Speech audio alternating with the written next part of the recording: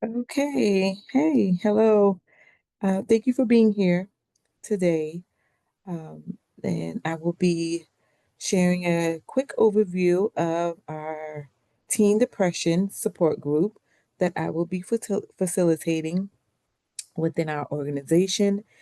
Um, this presentation is just a short presentation that will walk you through the group goals, the intervention strategies, the group dynamics, um, challenges, some of the microaggressions, social justice considerations, and some of the standard ethics for this group, teen depression group session.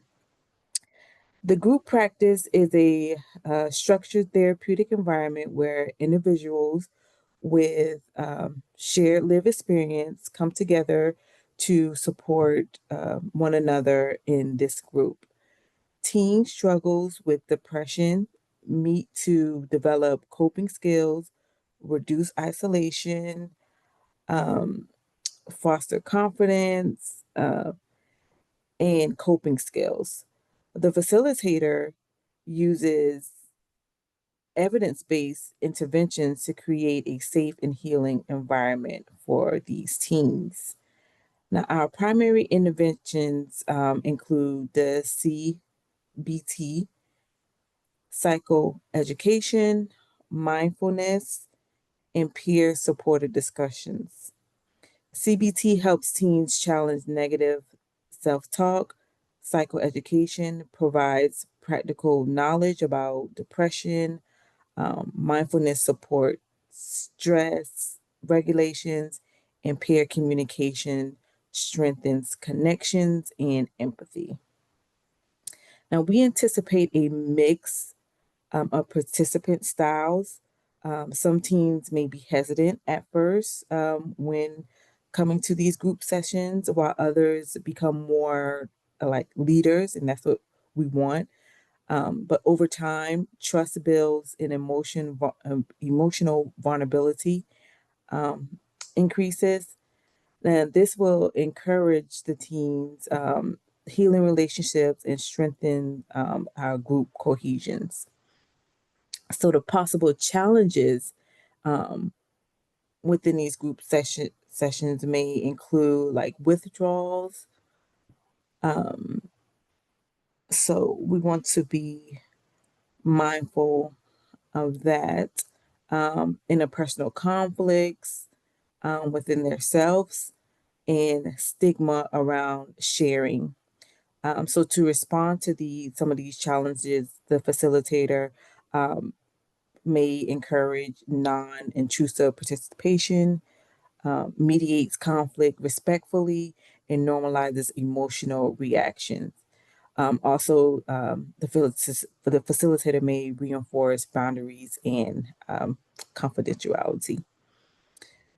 So teens may intentionally minimize others' feelings or make biased assumptions. So these will be some of the microaggressions that may be in these group sessions.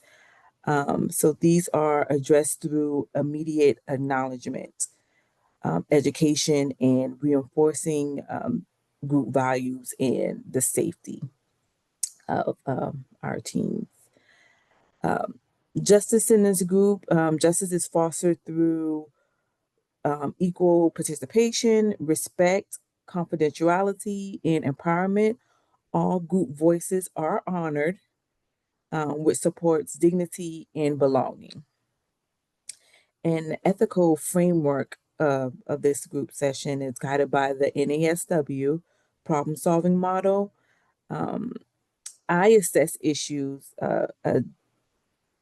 identify ethical standards, I evaluate opinions, I consult when appropriate, um, implement decisions, and reflect.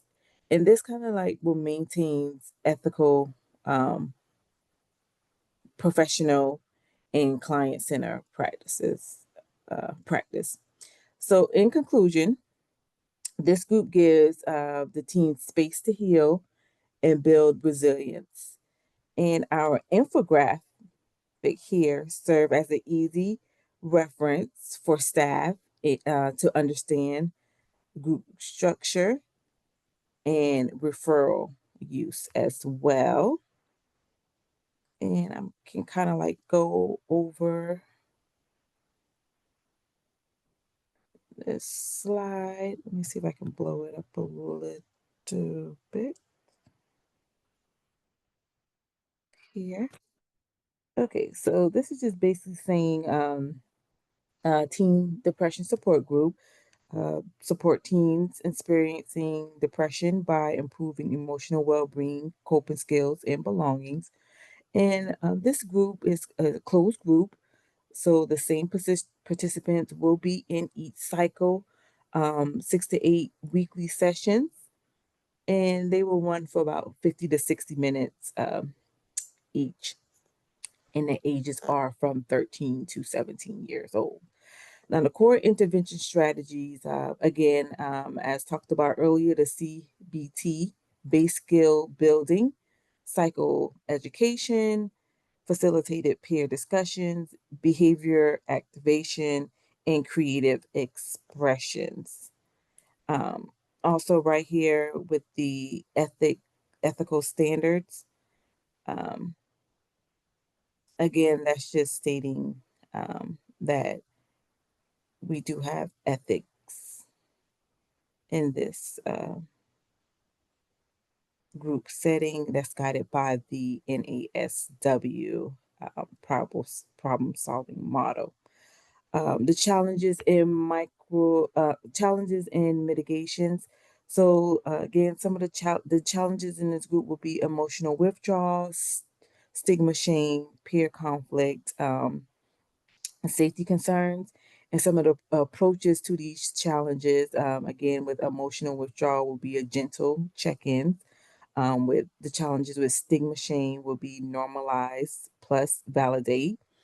The peer conflict challenge will be more group agreements, and safety concerns will be crisis protocols. The microaggression prevention is no assumptions about identity, inclusive language, pause plus repair if harm occurs.